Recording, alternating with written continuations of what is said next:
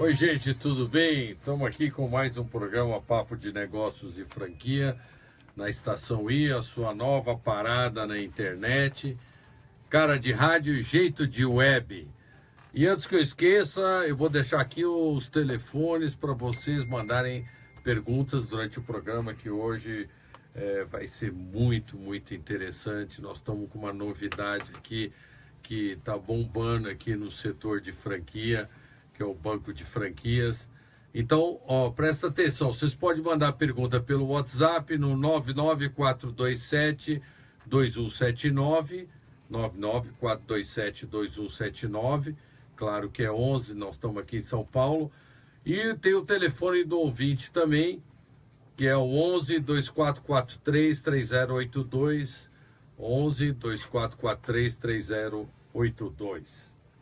Bom, gente, eu estou aqui com o Marcos, que é o fundador, um dos sócios fundadores do Banco de Franquia, e o Guilherme, que também é um dos diretores aqui do projeto, que é um projeto espetacular que nós vamos discutir bastante hoje aqui.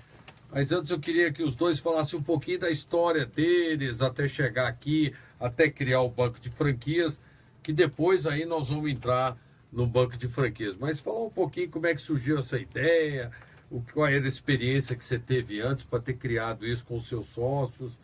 Maravilha. E como é que o Guilherme entrou nisso também. Primeiro, é um prazer estar aqui com vocês. Obrigado pela oportunidade. Joia. A minha história começou eu trabalhei numa grande incorporadora e operadora de shoppings aqui do Brasil, a maior da América Latina, e trabalhava na área de novos negócios e prospecção de shoppings, de implantação. Qual que era? A BR Malls. Ah, Fiquei 5 anos na BR Malls. famosa. E foi muito importante para poder ver todas as etapas da consolidação de um shopping, vindo de um terreno até chegar e ser o que a gente, como consumidor, passeia e vive o dia a dia. Participando de todas as etapas, identifiquei junto com um amigo de BR Malls, um parceiro de trabalho, algumas oportunidades, e a gente resolveu sair da BR Malls para montar o banco de franquias, que é linkar um pouco do que é bastante carente nesse mercado de franquias, que é o nosso relacionamento com o shopping, relacionamento com as marcas, tanto as principais marcas do Brasil quanto marcas internacionais, que é muito difícil fazer esse contato, e isso a gente também tinha pela nossa história dentro da BR Malls. E no final, acho que o nosso grande DNA, que é ter uma operação profissional, um time de operações, isso também é algo inovador no Brasil. E para selar tudo, o banco de franquias precisava de um modelo para crescer muito rápido, exatamente para dar escala, para a gente conseguir ter a eficiência de toda a nossa concepção, a nossa ideia para montar o banco de franquias. Foi aí que a gente teve a ideia de criar um modelo de negócio que a gente permite que investidores participem como sócio-investidores das lojas, das nossas marcas, da nossa expansão, sem estar ligado no dia a dia da operação.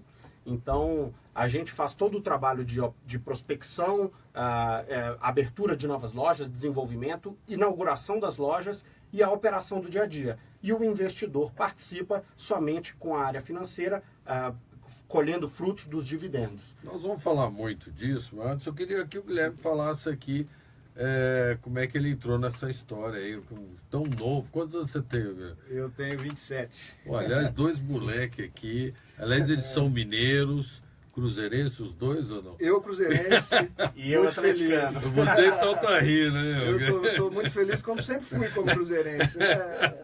Eu sinto muito Não pelo lado mexe muito, atleticano. não. Mas fala um pouquinho ainda como é que você entrou nisso. Tá, eu vim de um lado um pouquinho diferente do Marcos. A minha família sempre esteve no mercado de franquias. Hoje, por mais de 35 anos, desses 35, 32, vamos dizer assim, quase 33, como franqueados, como proprietários de uma rede de franquias de uma grande marca brasileira. E agora também desenvolvendo um projeto para ser franqueado, como franqueador, vamos dizer assim. Então, eu com 27 anos, desde que eu nasci, eu estive envolvido não só no varejo, do dia a dia de um varejo, mas também como o mercado de franquias. E eu via isso desde sempre, quais eram as dores do franqueado, como era relacionamento com o franqueador, Ah, quais que eram legal. as dificuldades disso e daquilo. Obviamente sempre junto com a gestão dos meus pais, que eram quem tocavam os negócios, mas já desde os meus primeiros anos com consciência, vamos dizer assim, do que acontecia, eu participava muito ativamente disso. Então, nesse processo todo, invariavelmente eu acabei criando um conhecimento bem legal sobre franquia, sobre como funciona, sobre estratégias de mercado, estratégia de aplicação do varejo e etc., como funcionava esses processos, etc., e percebia que existia uma paixão muito grande do brasileiro com franquias. Legal. E, ao mesmo tempo que também existia uma certa falta de conhecimento de como isso era. E aí, quando o Marcos desenvolveu o Banco de Franquias junto com o Ricardo, que é o outro sócio fundador, e os outros sócios atuais, eu fui percebendo que existia uma solução a um problema muito forte. E acabou que há algum tempo nós juntamos forças, e agora a gente toca esse projeto até um nível não só nacional, mas está passando por uma fase de internacionalização do produto, do modelo de negócio. Nós vamos falar muito Nós vamos disso. falar disso também. Vamos falar mas muito isso, disso. basicamente é um resuminho de como Muito é bom. o relacionamento com franquia. Gostei, com banco de franquia. gostei. São jovens aí com bastante experiência já, apesar da pouca idade. Mas antes da gente começar, eu queria apresentar o Wagner, que Boa é noite, nosso pessoal. parceiro aqui, sócio na Global há mais de 15 anos e conhece tudo aí do setor de franquias, opera também junto comigo o escritório nosso lá nos Estados Unidos.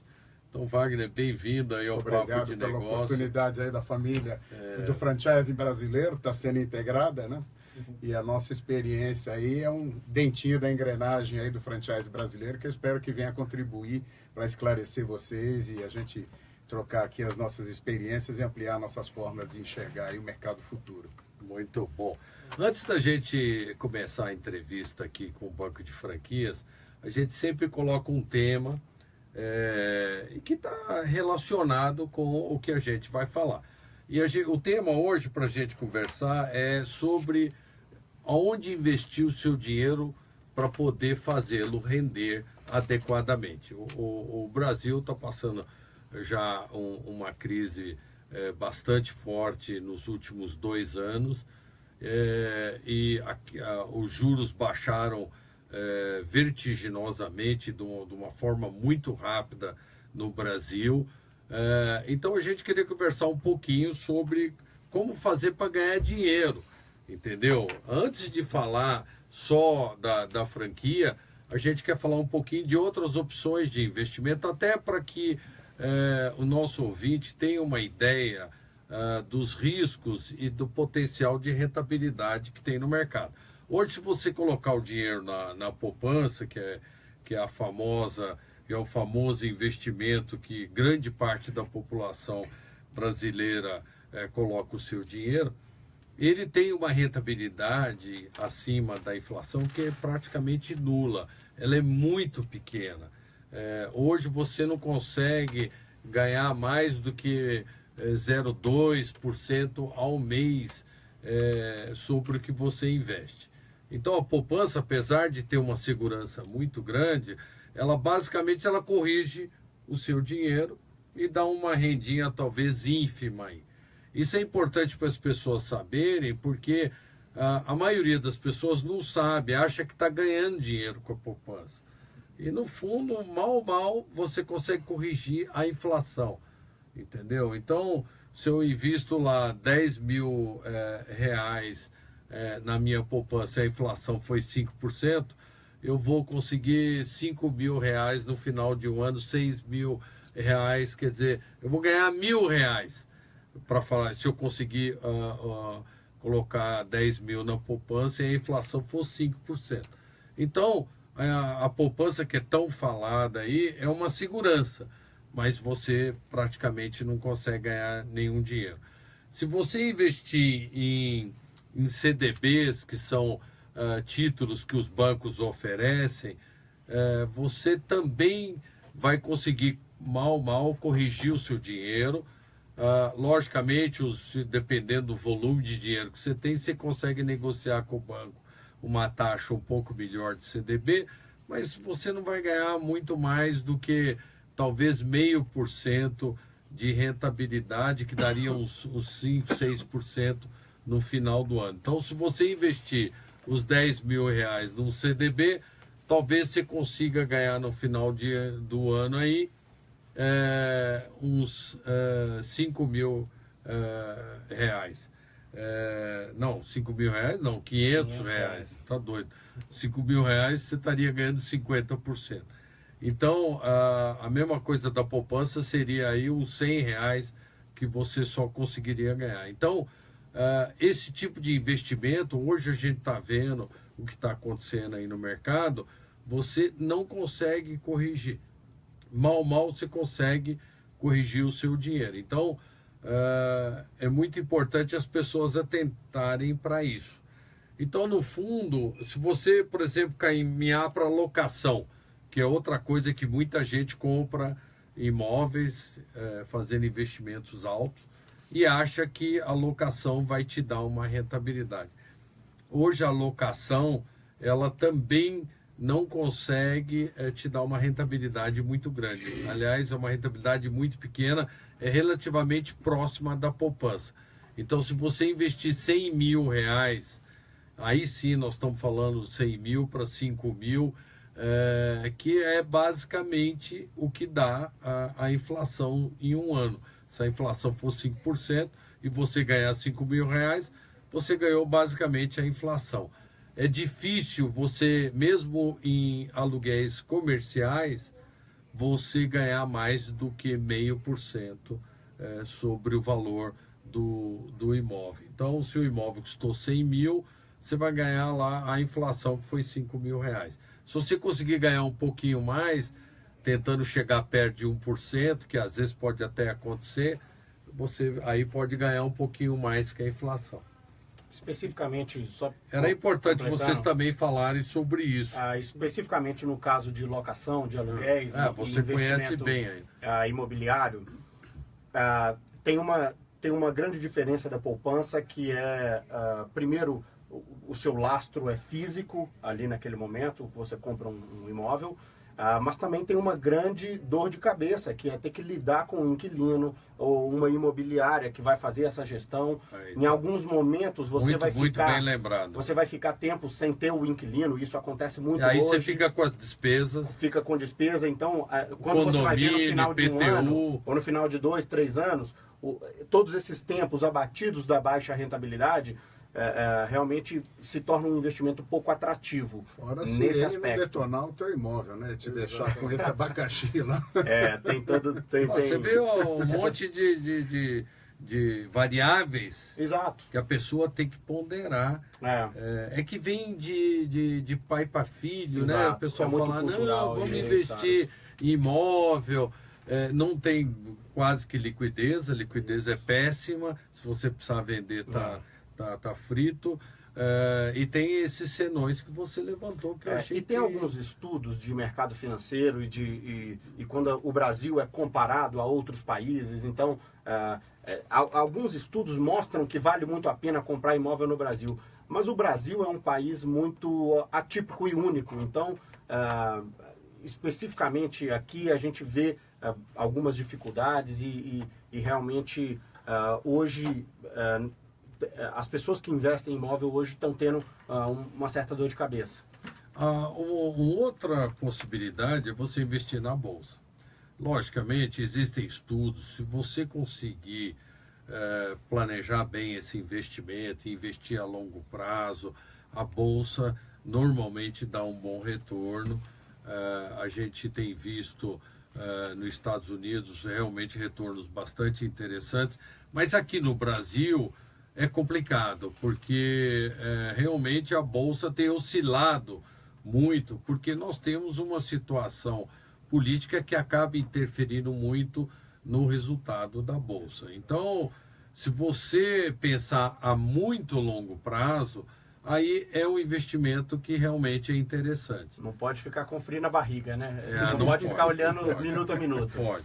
Fortes emoções. A minha expertise não é no mercado financeiro, então não tenho tanto embasamento técnico para falar sobre a Bolsa, mas no momento de uma das maiores crises, ou um momento muito delicado, tanto econômico quanto político do país, a Bolsa está extremamente em alta. A gente não sabe o que vai ser, quem vai ser o nosso presidente, tanto ainda esse ano ou quanto ano que vem. A gente vive um momento de muita instabilidade no Brasil. Aí entra e a bolsa, especulação. E a bolsa batendo recorde. Então, muita especulação. Tem que ter estômago para aguentar a bolsa. E precisa ser profissional mesmo. Precisa ser profissional, entender muito difícil. do que está fazendo, porque quando a gente vai seguindo muito essas orientações de internet ou enfim, coisas menos embasadas, é um risco muito grande.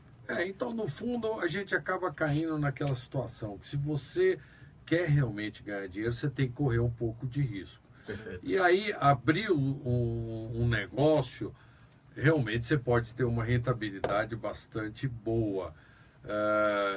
Agora, para diminuir esse risco, aí entra a franquia. Isso. O que a gente tem acompanhado no mercado é que com uma franquia você pode ter uma rentabilidade de cerca de 30%, 33% na média ao ano, que é uma rentabilidade bastante boa, quer dizer, te dá o retorno do investimento em cerca de 3 anos, só que você tem que saber escolher, porque quando a gente fala de média, 33 é bom, mas logicamente tem setores que são mais arriscados, setores menos arriscados. E dentro dos setores tem franquias que são melhores que as outras. Então aí vem o estudo, a necessidade de pesquisar muito. E uma das coisas interessantes é que vocês, com o banco de franquias, basicamente já fazem isso, né? Você já faz o filtro para escolher as melhores franquias para investir. Quer dizer, se o investidor souber escolher uma boa franquia e ele souber administrar bem essa franquia, ele vai ter um retorno que vai ser um dos melhores retornos do mercado. Você tem um retorno de 33% com um risco relativamente baixo, é um retorno espetacular. Eu falei muito mal aí das outras formas de investimento, mas não vou defender também a franquia. Apesar de ter um grande retorno, e isso eu acho que é a parte mágica e maravilhosa da franquia, é muito importante, e reforço o que você falou, a parte de ter um estudo sobre o que fazer. A grande diferença do mercado de franquias para os outros investimentos é que você também trabalha no negócio. Então esse é um ponto importante e que não pode ser deixado de lado. Eu vejo que hoje o perfil do franqueado tradicional no Brasil, ele acha que não vai ter que trabalhar, que vai pôr um gerente para pilotar esse investimento. E reforçando mais um pouco do que você disse, tem que saber o ramo que você vai escolher, o tamanho que você vai chegar, porque tem franquias, marcas e segmentos que não permitem você crescer tanto, ou tem setores que também não permitem você ser muito pequeno. Então isso tudo é muito importante levar em consideração, e não pode ser a franquia. Eu gosto muito, a minha vida hoje é 100% ligada à franquia, mas não pode ser aventureiro nesse mercado, que é um mercado também que é muito agressivo para quem entra de curioso. É um mercado maduro, concorrido, você tem toda a razão. E eu vou te falar uma coisa, a gente está no setor há muitos anos, desde o início do franchise no Brasil, e hoje eu vou te dizer com muita tranquilidade que o risco ficou muito alto para quem vai investir em franquia. Está cheio de franquias novas no mercado. Nós fizemos alguns estudos que mostram que uma franquia nova no mercado tem um risco muito mais alto do que as franquias que já estão consolidadas. Cerca de 2/3 das franquias novas não conseguem crescer no mercado e até às vezes desaparecem do mercado ou ficam estagnadas. Então realmente o risco ficou alto para quem vai investir em franquia. E a maioria dos investidores, eles são levados e induzidos até ao erro, porque o franqueador, às vezes até não é de má fé, ele precisa vender a franquia. E o charme comercial é muito sedutor nesse mercado. Total. Ele vende a felicidade. Você vende marca, você vende casamento, paixão, né? Nós viemos agora da Feira de Franquias de São Paulo, agora em junho, né? Que a gente teve aí até uma visitação muito surpreendente. E eu estou chegando agora da Feira do Rio de Janeiro, que a gente fez também lá. Teve uma visitação muito interessante. E a gente nota essa coisa aí do aspecto vamos dizer, do sonho, né? Que a franquia é o sonho de que você não vai ter patrão, quando na realidade o patrão é teu próprio consumidor, né? Não adianta a gente achar que não é tem patrão. você mesmo, né? Eu quero complementar também uma coisa que a gente estava falando sobre investimento. A gente tem percebido também que o brasileiro tem passado a fazer investimentos, né? Era uma cultura do brasileiro de manter o dinheiro, de certa forma, em segurança, guardado e sem correr riscos. E a gente tem percebido que isso tem mudado um pouquinho, até por influências externas, de costumes, de do americano principalmente. etc. Sabe alavancar, né? Isso, exatamente. E franquia sempre foi muito natural para o brasileiro como primeiro pensamento em diversificação. Existe aquilo que eu estava falando no início, né? Existe um amor muito grande do brasileiro pelo modelo de franquias, e complementando também o que o Marcos estava falando, essa falta de preparação do franqueado para o mercado real, porque muitas vezes são pessoas que vêm de outros mercados. O dia a dia de uma operação ele é muito complexo para quem não conhece. Então, vamos falar desde o início da concepção do negócio, de consolidação de empresa, contratação de equipe, construção, desenvolvimento e a operação. Para muitos isso é muito cruel. Para quem não se prepara, isso é muito cruel. Então, é um retorno muito bom? Sim, esses números mostram isso. Mas para quem tem a consciência e o know-how de se preparar ou saber fazer. E isso é uma coisa que a gente percebe muito também, que existe esse amor, mas não existe a preparação. Isso é muito latente no mercado e causa muita decepção também, né? O brasileiro acumula os recursos, quando vai fazer um investimento desse porte em franquias, isso às vezes se perde por esse detalhe de não preparar, de não entender o mercado. E até também sobre as franquias, as novas franquias que querem conquistar o mercado, existe também uma falta de adaptação do produto a nível nacional. O regionalismo no Brasil é muito forte, no mundo inteiro é muito forte. Ter uma franquia em Minas Gerais, um produto mineiro, não quer dizer que esse produto vai ser bem sucedido em São Paulo, em Nordeste, em Porto Alegre, etc. Essa preparação também é uma coisa que o mercado tem se profissionalizado um pouquinho mais agora. Então... Bom, vamos aproveitar o seu gancho. Eu acho que a gente falou bastante aqui das opções de investimento e, no fundo, a gente cai na realidade. Se você quer ganhar dinheiro, você tem que fazer alavancar esse dinheiro, investir em negócio. E aqui nós vamos agora mostrar como fazer isso com mais segurança. E aí surgiu a ideia do banco de franquias. A gente já viu falar tanto em banco de investimento, só ouvimos falar mal de banco. Você vai lá para pegar dinheiro, o banco te explora, te ajuda a te quebrar rápido. Agora nós vamos falar num banco bom, entendeu? Um banco de franquias, que vai te ensinar a investir e ganhar dinheiro. E a ideia é realmente, muita gente já tentou criar maneiras de investir em franquia sem você ser o operador. Então agora eu quero que vocês falem qual é o conceito mesmo do banco de franquias e como é que faz para quem quer investir para entrar nesse banco aí e ganhar dinheiro, entendeu?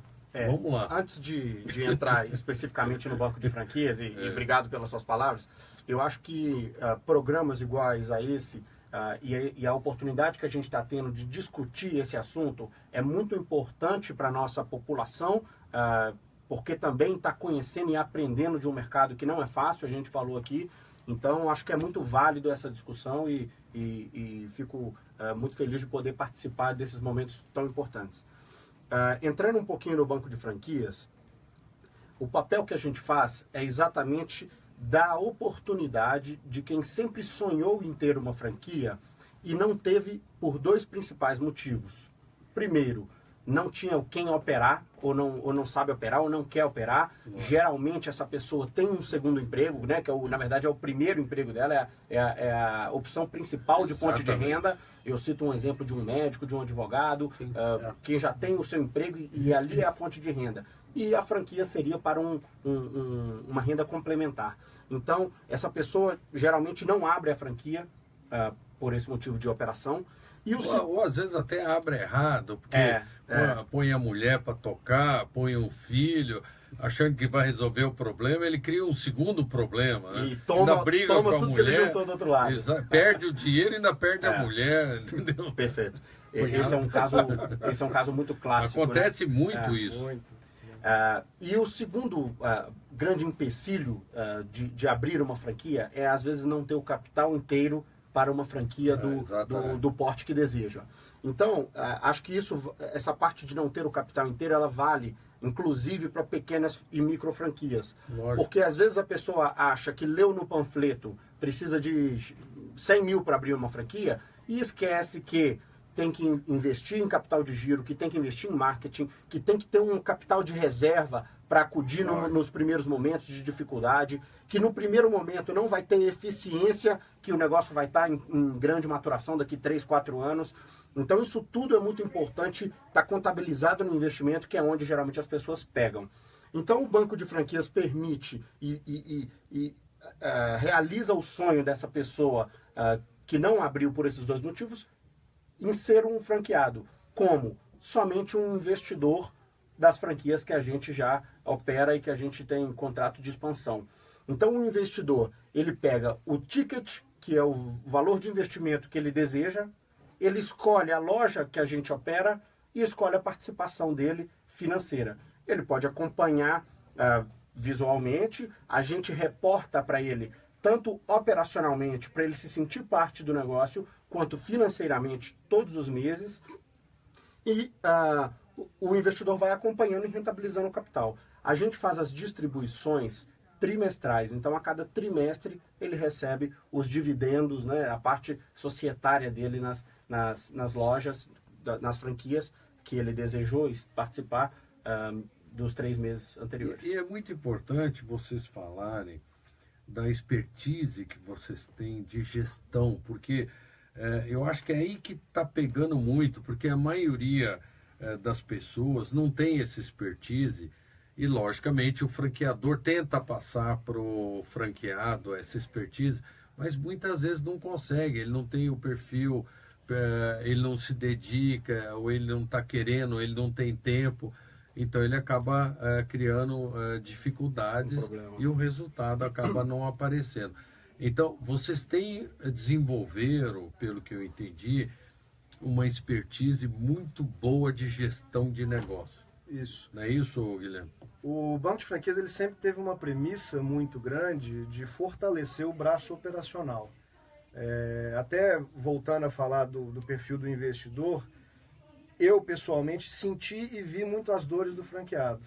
Então, a gente entende já de concepção quais são os problemas que se causam dentro de um negócio. Então, a gente fortaleceu muito esse braço operacional. Então, primeiro, nós buscamos pessoas que são capazes, interessadas nesse tipo de operação. A gente faz investimentos muito grandes em tecnologia, em softwares de gestão, de referenciamento, de negócios, análise de oportunidades, etc. Nós temos uma central de serviço. Tem índice de desempenho da loja. Tudo. Isso todo dia, direto. Exatamente. E passa isso para o investidor. Passamos isso para o investidor. Isso facilita muito a operação.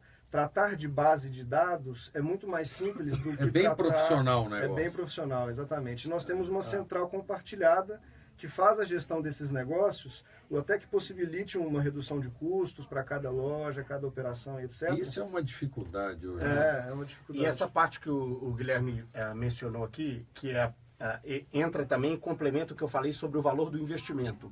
O franqueado, hoje, ele também esquece que ele tem que investir em tecnologia, que ele tem que investir na gestão dele, né? E acho também que tem um ponto muito importante hoje no ramo de franquias, que é a relação do franqueador com o franqueado. O franqueado sempre acha que no final da bagunça a culpa é do franqueador que não deu a assistência. É isso mesmo. E o franqueador sempre acha que o franqueado não fez a operação como deveria. Então, nesse momento, o banco de franquias, como um franqueado profissional, primeiro que a gente já tem escala nos negócios, e o nosso relacionamento com as marcas, exatamente pela escala, é um relacionamento que faz com que a gente esteja muito alinhado com a franqueadora. Então a gente hoje participa dos conselhos para tomar as decisões, a gente participa da parte de marketing, para ver as próximas campanhas, como que a gente vai atingir o público. A gente compartilha com eles, que é muito importante também, o que está acontecendo com o nosso consumidor final, lá na ponta. E, ao mesmo tempo, eles nos passam toda a experiência de outras regiões, de outros franqueados, de outros países, o que aconteceu no passado, Então, acho que essa troca é muito válida e esse relacionamento não pode ser desgastado. Esse relacionamento, eu acho que construtivo. É construtivo. E ele é a chave do sucesso. É isso mesmo. Né? E quais foram as marcas que vocês escolheram para investir, por quê? Eu acho que quando a gente vai pensar em seleção de marcas, a gente tem que pensar em marcas sérias, né? Você acabou de chegar das feiras de franquia, a gente vê muita marca aventureira. Tem muita marca séria e muita marca consolidada. Mas tem mesmo. Agora tem muita marca aventureira. Eu me lembro, uma vez eu fui numa feira de franquias aqui em São Paulo, nessa mesma que teve esse ano, e aí eu cheguei lá, tinha um cafezinho maravilhoso, uma casinha toda de madeira. Eu falei, cara, que lindo esse café. Fui lá, tomei o café da vovó, maravilha. E aí eu perguntei pro dono lá, falei, pô, onde é que você já tem essa loja? Como é que você desenvolveu isso? Eu ainda não tenho nenhuma franquia, nunca abri nenhuma loja não. Então, eu falei, pô, mas e essa receita, esse café vem de onde? Esse café é um café da minha família que eu tô agora vendendo em franquia. Falta uma base e uma estrutura para dar para o franqueado, que é o cara que está apostando a vida inteira, as economias, está fazendo um investimento, também tem esse lado. E eu acabei de falar também do lado do franqueado, que às vezes está totalmente imaturo para o negócio. Então, quando a gente for... Aí as marcas que vocês escolhem. Quando a gente for escolher as marcas que a gente expande, é muito importante a gente ver as marcas sérias e um ponto muito importante para o banco de franquias é que tenha escalabilidade. Nós precisamos estar em marcas que permitam que a gente cresça, seja numa região exclusiva ou seja em várias regiões. A gente precisa de escalabilidade e uma certa exclusividade ou uma região. E quais são essas marcas? Pode falar, porque a gente quer entender aqui aonde que vocês estão investindo. A gente começou, a nossa primeira marca foi uma marca própria, é uma hamburgueria gourmet, um restaurante de hambúrguer gourmet, que é lá em Belo Horizonte, chama The Taste Burger. Foi a nossa primeira marca, foi o projeto piloto. Na sequência, a gente se tornou franqueado da Adidas. Então, a Adidas também... A Adidas já é uma marca mundial. Consolidada, com um produto que não tem o que falar. Mas é um setor difícil, né? Que é o setor de varejo. De moda, né? E aí é até interessante, e o franchising, como é que vocês conseguiram ganhar dinheiro num setor tão difícil, numa crise tão grande de mercado que nem essa? Nesse momento, a Adidas especificamente é uma marca muito forte. Então, enquanto vários dos concorrentes vão desmontando, a Adidas tem uma solidez grande. Eu acho que um outro ponto muito importante, principalmente no momento difícil do varejo, é a operação. Então a gente continua investindo em tecnologia na operação, a gente investe muito em pessoas. Então, se o público consumidor diminuiu demais esse consumo, a gente tem que ser melhor do que o concorrente. Então, nesse ponto também a gente sobressaiu. Vocês ganharam um prêmio, né, da Adidas, né? Na Adidas a gente ganhou 2 prêmios. A gente ganhou como loja modelo nível mundial. A gente foi a loja modelo mundial com a operação, que eles chamam de Operação Perfeita. Aonde foi isso? Qual loja? Foi uma loja em Belo Horizonte, no Minas Shopping. E ganhamos um prêmio nacional, que é um prêmio de equipe engajada, de motivação, de atendimento. Melhor time de operação. Melhor time de operações. Então, aí você já começou a mostrar por que vocês estão ganhando dinheiro. E é um mercado muito difícil. É trabalho, é tecnologia, é profissionalismo. Um outro ponto também muito importante nesse momento delicado economicamente é fazer bons contratos com os shoppings. No nosso caso, a gente é muito focado em shopping. Agora é uma oportunidade ótima. Para quem sabe fazer, né? E para quem tem operação boa, os shoppings também não negociam com quem não opera bem e com marcas boas. Então o shopping também não quer que uma Adidas saia do shopping. Então ele está disposto a negociar. Isso tudo vai reequilibrando e reinventando no momento de consumo mais alto, mais baixo. Após a Adidas, a gente se tornou franqueado do KFC, que também é uma marca, a segunda maior rede de franquias do mundo, e que no Brasil ainda estava muito embrionária. KFC é aquele franguinho frito, Kentucky Fried Chicken, Come com a mão. que tentou entrar no Brasil um monte de vezes, deu tudo errado. Quer dizer, é uma marca que eu já olharia com desconfiança e parece que agora eles conseguiram acertar um modelo de ser bem sucedido no Brasil. Perfeito. A tentativa deles de entrada no Brasil na década de 90 foi uma tentativa que não teve muito sucesso, porque foi lojas muito grandes de rua, com o foco principal no balde de frango, e num momento que o país também não era tão aberto para outras marcas internacionais. Foi outra época. Então, o Brasil era menos aberto para a globalização, e o produto estava muito americano, com lojas muito grandes. Então, isso envolve custo muito alto de equipe e custo muito alto de locação. Aí não fechava a conta. Então, a conta não fechou. Eles mandaram uma equipe dos Estados Unidos, uma equipe mundial, para vir fazer esse estudo no Brasil, e que demorou um certo tempo, que hoje o grande modelo no Brasil, a gente chama de loja Tiki. É uma loja pequena, numa praça de alimentação. É uma loja que hoje tem algo em torno de 50, 60 metros quadrados, e que hoje faz o maior sucesso.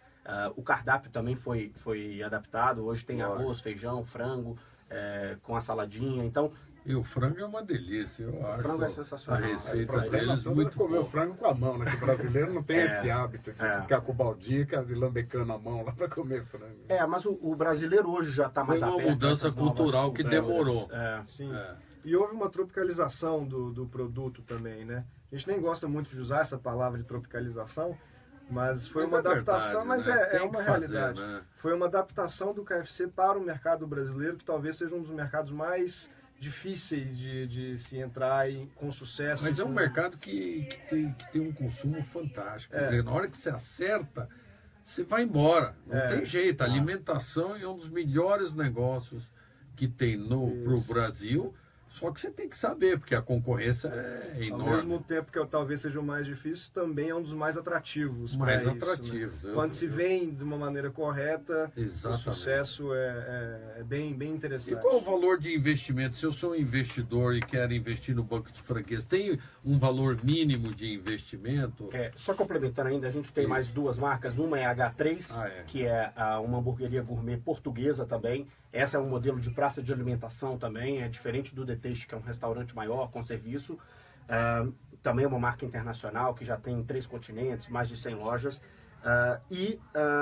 Uma marca que agora é uma marca própria nossa, a gente fez aquisição também da marca, que é a Tapiocaria Market. A gente vai... Esse é um nicho novo, né? Sim. Que já volta um pouquinho mais para alimentação saudável, para uma alimentação mais leve, mais moderna, que também é um modelo de loja pequeno, com pouca equipe e aluguel mais barato. A gente tem um marketing muito agressivo na Tapiocaria Market. A gente está fazendo um trabalho interno muito forte para a gente conseguir expandir, não só como franquia, no modelo de franquia, mas também subfranqueando, permitindo que franqueados façam parte. E hoje, mudando então para a próxima pergunta, que é falar um pouquinho do como que faz para ser um investidor e qual o ticket. Hoje o nosso investimento o investimento mínimo para entrar no banco de franquias é algo em torno de R$200 mil, que significa uma cota de mais ou menos 10% de uma loja. Uma dessas... A gente abre as oportunidades de loja a loja, o investidor escolhe qual loja ele quer ser um franqueado, um sócio investidor, e ele escolhe o percentual dele. Nosso ticket médio é mais ou menos R$200 mil. Eu sei que esse é um modelo que vocês criaram, que está indo bem, que está sendo um sucesso. Você tem quantos investidores hoje? Hoje a gente tem um pouco mais de 100 investidores. Já tem um número bastante bom, e investidores que começaram com uma cota e já estão com diversas cotas, pelo que eu entendi, né? Perfeito. Como a gente faz a gestão desses investidores também, então a gente tem que tocar loja, mas também a gente tem que tocar investidor, né? Porque tem um relacionamento, a gente fica o tempo todo disponível para eles, e a gente tira dúvidas, e a gente faz um relatório para ele muito detalhado do dia a dia. Então a gente tem essa governança e isso nos dá trabalho. Então a questão do ticket, hoje a gente tem um ticket maior, né? Um ticket que não é acessível para todo mundo, exatamente porque tem um volume muito grande de... Opa, caiu a câmera, peraí. É ao vivo, né? Tem essas coisas aí, boa. Essa é a parte boa. Vê se está todo mundo enquadrado.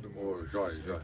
Então, mas a nossa intenção mais para frente é permitir que investidores entrem com tickets muito pequenos e participem isso era uma pergunta que a gente ia fazer, né? Quer dizer, apesar desse modelo ter sido criado desse jeito, muita gente tem vontade de investir e ver na seriedade do projeto de vocês. Eu acho que é uma oportunidade fantástica para investir valores menores, né? Perfeito. Gente que tem 10 mil, 5 mil, sei lá. Então existe essa possibilidade. Sim, a gente trabalha muito hoje para a gente conseguir fazer essa gestão completa, para regulamentar todos os detalhes, os mínimos detalhes, para a gente ter essa oferta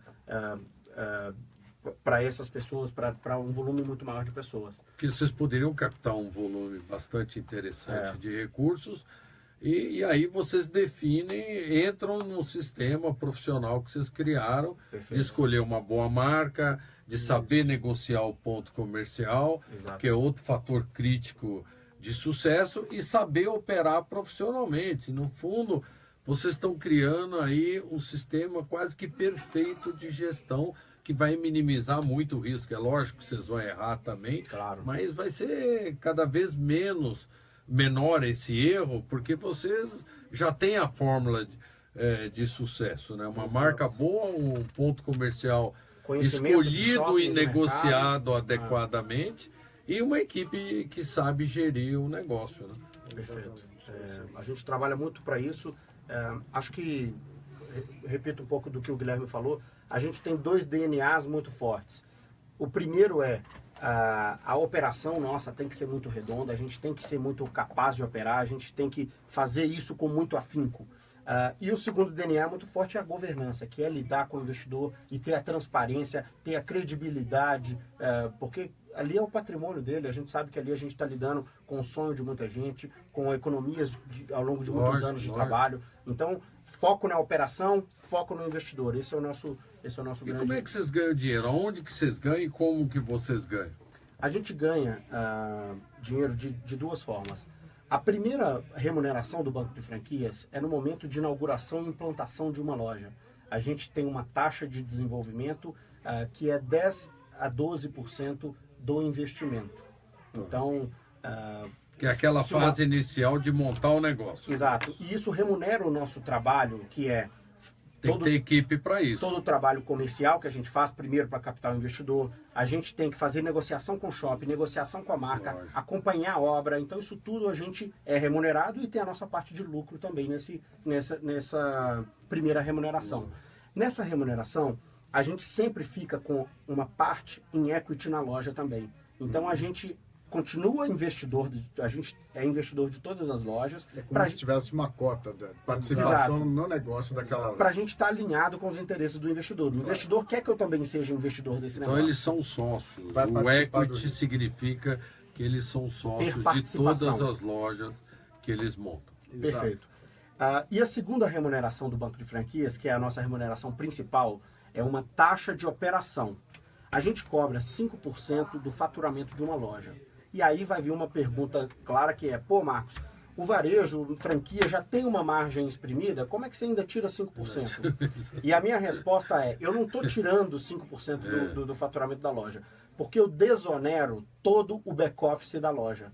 Então a loja só paga o funcionário de dentro da loja. Toda a parte de escritório é minha. Então esse back-office que tem RH, contas a pagar, contas a receber, financeiro, toda essa parte é do banco de franquias e a gente é remunerado. Então, num primeiro momento, já está dentro desse 5%. A gente alivia a folha da loja, a loja enche de margem e aí a gente morde a nossa parte. Você ganha na escala e o investidor ganha também. Exato. Você monta um pool de gestão para várias marcas que, no fundo, você racionaliza o custo de administração. Né? E eu conto um pouquinho a história do banco de franquias. Hoje a gente tem 3 anos de empresa. Nos 2 primeiros anos, o banco de franquias dava prejuízo para nós e as lojas davam lucro para os investidores. Por quê? Porque eu cobrava a taxa de 5%, imagina uma loja que Isso fatura... não te remunerava o suficientemente. Perfeito, imagina uma loja que fatura 200 mil por mês, aí eu cobro 5%, que é 10 mil. Se eu tiver só essa loja, 10 mil não paga nenhum aluguel do meu escritório. Lógico. Então, nesse primeiro momento, o banco de franquias foi acumulando resultados negativos até a gente chegar no break-even, que foi o ponto de equilíbrio entre o número de lojas e remuneração do back-office. Então, a partir desse momento de break-even, o crescimento da remuneração do banco de franquias é um crescimento exponencial e a estrutura cresce um pouco menos, né, do que a remuneração. Cara, eu tenho que te dar os parabéns, porque isso acontece, a gente vê com todos os franqueadores, só que a maioria ou não tem recursos para bancar esse início, que dá prejuízo e dá o frio na barriga do cara, ou ele tenta ganhar em cima do franqueado, e aí ele explora o franqueado, ele mata a galinha de ovos de ouro dele. Perfeito. A paciência de vocês, a visão de longo prazo é o que a gente defende no mercado, entendeu? E vocês souberam passar pela fase inicial com prejuízo até poder cobrir isso, e agora tem chance de ganhar a médio e longo prazo, que é o que a gente vê que deveria ser feito com todos os franqueadores no mercado. Isso aí eu tenho que dar os parabéns. Viu? Obrigado. E tem uma frase que é muito interessante em alguns franqueadores, não todos, infelizmente, de que o franqueado precisa prosperar. E no banco de franquias nós temos a determinação de que o investidor precisa prosperar. Precisa ser um produto financeiramente interessante para o investidor, acima de tudo aquilo que a gente discutiu anteriormente, de poupanças e etc. Afinal de contas, apesar de profissionais de operação, nós nos tornamos um produto financeiro, de rentabilidade. Sem dúvida, sem dúvida. Nós temos os dois braços, a propriedade de uma loja sem operação e um produto financeiro, de rentabilidade, um produto do mercado e etc. Então a gente precisa que isso seja favorável ao investidor, que isso traga rentabilidade, que isso seja próspero para o investidor. É a base do nosso negócio. Que ótimo. Eu complemento um pouquinho do que você falou em termos de empreendedorismo, né? Que é um pouco desse frio na barriga, de saber o momento de perder e daqui a pouco ganhar. O Banco de Franquias hoje faz parte do time da Endeavor, que é um apoio, é uma organização... Isso foi super bem lembrado, hein? Uma organização de fomento e apoio ao empreendedorismo. Seríssima. Perfeito. E que só escolhe apoiar negócios de muita qualidade. Perfeito. E estamos lá há 2 anos, passamos por uma bateria de processos para estar lá. O critério é bem rigoroso. Né? E isso, para nós, o que eles contribuem com a gente? Com muito networking e muita mentoria. Então, o tempo todo, a gente está sendo apoiado, a gente está sendo cuidado por grandes empreendedores, por empreendedores de sucesso, e isso vai nos dando um pouco mais de bagagem, vai antecipando nossos erros, e isso vai parabéns, nos dando um pouco mais de terra firme para a gente seguir em frente. Muito bom. O Wagner, vamos ver aí as perguntas aí dos nossos ouvintes. O Pedro Sestari, aqui de São Paulo, ele é um consultor de negócios. Já está acabando. E ele quer saber como é que vocês estão enxergando o plano de expansão de vocês para os próximos 5 anos. Como é que vocês estão pensando em crescer? Bom, a gente vê os próximos anos com ótimos olhos. Uhum.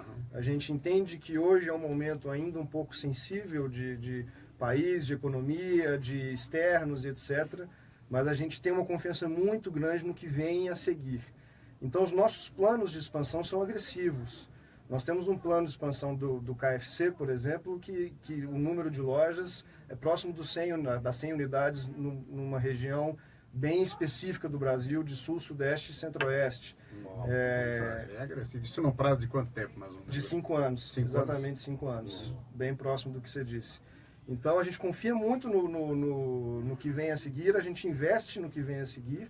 As nossas programações, os nossos planejamentos são todos considerando investimentos agressivos daqui em diante. Nós vamos inaugurar agora 7 lojas do KFC ainda em 2017. As outras marcas também estão em planos de expansão, em planos de preparação para mercados diferentes dos regionais que estão. Isso tudo ainda vem muito forte a seguir. Então, Planos de expansão e expectativa de mercado são ótimas, planos de expansões agressivos. Podia falar também dos Estados Unidos, né? Pois é. Eu vi que vocês estão sendo muito inteligentes, porque hoje em dia, quando você tem uma ideia boa, muito empresário brasileiro pensa, primeiro eu vou explorar bem o Brasil para depois...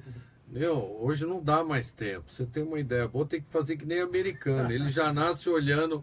O meu mercado é o mundo, para onde eu vou. E o mercado americano é um dos melhores mercados que tem hoje. Se você tem uma ideia boa, e aí eu queria que você falasse um pouquinho que vocês estão querendo entrar lá também, né? Tá bom. A gente, o Banco de Franquias hoje está em processo de implantação do modelo de negócio nos Estados Unidos. Que é inédito lá também. Eu não conheço nada nesse sentido lá. A gente fez várias pesquisas de empresas com similaridades e diferenças, etc. Mas o que a gente oferece, a gente ainda não encontrou quem faça. E o próprio governo dos Estados Unidos percebeu esse potencial do nosso modelo de negócio, de impactar no mercado americano com uma inovação. Eles chamam de inovação disruptiva do que eles têm de mercado de franquia.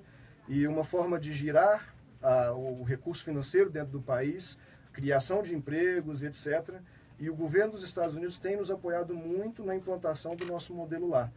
É um programa que chama Select USA, é de uma seleção de algumas empresas com este potencial, é um programa mundial, que o governo dos Estados Unidos nos dá base de dados, pesquisas, networking, conexões com empresas chaves. É um programa fantástico, inclusive fica o agradecimento ao governo dos Estados Unidos, que é realmente muito legal. E é um processo natural do Banco de Franquias agora de implantação nos Estados Unidos, já iniciando também planos de outras regiões do mundo estratégicas, para que o nosso modelo de negócios passe a ser uma coisa que eu percebi lá, que é muito interessante, que o governo da Flórida promove roadshows semestrais com empresários, com lideranças, para perguntar para o pessoal o que o governo tem que fazer para ajudar vocês. Né? Então é uma coisa assim que eu fiquei impressionado. Eu participei de 2 eventos que aí vem os representantes do próprio governador. Num desses o governador esteve lá, eu não tive presente, mas eles fazem questão de entender como é que o governo pode te ajudar, né? Parecido com o que temos aqui. Isso começa até ainda no Brasil. Aconteceu um evento agora há 15 dias, inclusive vocês participaram, de apoio às empresas que estão em processo de seleção, para o Select USA, principalmente para o mercado de franquias, né? Então tinha tudo a ver com o que a gente está fazendo. Então, tem uma pergunta aqui até de um franqueador, o Alexandre Torres. Ele tem uma franquia que ele está formatando, está lançando no mercado, a Casa da Pizza Estufada, que é um conceito até que ele trouxe lá de fora, lá dos Estados Unidos. E ele quer saber se vocês investem nos franqueadores novos, emergentes aí, para poder alavancar. Tem abertura para isso, é legal. Muito boa pergunta. A gente gosta muito de ver negócios, então acho que fica portas abertas para a gente conhecer e se a gente puder ajudar com investimento e com a expansão da marca, seria um prazer. Caso a gente não avance nesse sentido, a gente pode ajudar também com tudo que a gente tiver de relacionamento ou experiência para passar. Então, obrigado pela mensagem, Alexandre. Manda no nosso site, manda um e-mail para a gente no contato@bancodefranquias.com e a gente teria o maior prazer de conhecer o seu negócio e poder ajudar de alguma forma. Legal. A Márcia Albuquerque quer saber, aqui de São Paulo também, se vocês têm abertura para o investidor conhecer a operação, a maneira como está sendo, e se pode, de alguma maneira, participar, não só como investidor, mas também dando algumas opiniões, né? Entendendo, aprendendo, enfim, se tem esse relacionamento de 2 vias, ou se põe o dinheiro e pronto, acabou. Num primeiro momento, a gente sempre foi muito radical em mostrar que a posição do investidor é acompanhar através dos nossos relatórios e toda a transparência, mas a gente vem evoluindo muito nesse sentido. Então, hoje a gente faz um trabalho com os investidores de levá-los à obra, para ele ver a obra, o passo a passo da loja montando. A gente leva eles na inauguração. O investidor específico que quiser fazer uma visita também, ele pode agendar. Nesse aspecto, a gente vem evoluindo muito. No aspecto de compartilhar a gestão, esse é um aspecto muito delicado, porque senão a gente fica com 50 donos para o mesmo cachorro. Dando opinião. Vira reunião de condomínio. E uma coisa, acho que também é muito importante, que complementa a pergunta da Márcia, e que eu também já agradeço a Márcia pela participação, a gente não dá desconto para o investidor não chega lá e pode anotar. Então isso tudo a gente tem que fazer um trabalho muito sério e profissional. E a mesma coisa no nosso relacionamento com o investidor não pode chegar na loja, dar bronca no garçom, dar bronca no vendedor, porque a gravata tá trocada. Então isso tudo a gente tenta separar ao máximo e a gente é o filtro para isso tudo. A evolução que a gente vem tendo para o relacionamento com o investidor é também de provocar assembleias, comitês, para ouvir sugestões e reclamações. Bom, a última aqui do Shigeru Nakajima, lá da Bahia, quer saber quanto tempo o dinheiro tem que ficar parado lá no mínimo? Quanto tempo ele tem que ficar lá? Como é que ele tira o dinheiro? Ele quer saber. A liquidez, uma boa pergunta, né? A liquidez do investimento dele, essa é uma ótima pergunta e muito comum. Muito oportuna. Oportuna e recorrente. O investidor, no momento que ele compra um pedaço daquela empresa, ele é um cotista daquela empresa. Eu não garanto para ele a liquidez. Certo. O que eu garanto é que, caso o investidor queira sair, e para isso não tem um tempo mínimo, ele tem que avisar os outros investidores que ele quer sair, oferecer a participação dele para os outros sócios, e caso ninguém queira, principalmente pelo preço que ele vai colocar na participação dele, ele pode buscar outro investidor no mercado. Aí a gente ajuda isso. Então, a expressão que a gente usa para isso é de melhores esforços. Eu não quero ver o cara preso comigo, porque também, se o cara precisar... Até hoje a gente não teve nenhum problema. Todo investidor que precisou sair, ou já tinha um outro querendo entrar, ou o próprio banco de franquias fez essa aquisição para garantir a liquidez e a satisfação do investidor. Então, é assim que a gente trabalha nesse momento. E tem algum critério para vocês avaliarem o valor da empresa? Hoje seria qual? Uma empresa que tem 1, 2, 3 anos, que está lá operando? Perfeito. Na hora que o investidor vai entrar, ele está assumindo um risco, porque ele não sabe como vai ser. Né? Depois que a loja já está rodando há um tempo, já existe uma previsão e uma previsibilidade. Tem um fundo de comércio constituído, né? Por menor que seja, já está lá, né? Perfeito. Então, essa parte do valuation, ele é de acordo também com o risco do negócio. Num primeiro momento de entrada, ele entra a preço de custo. Claro. E eu presto conta para ele quanto custou o tijolo no final do dia. Mas na hora que ele quer vender a participação dele, o valuation dele vai ser baseado em quanto essa loja tem dado de retorno mensal. Então isso vai virar o cara...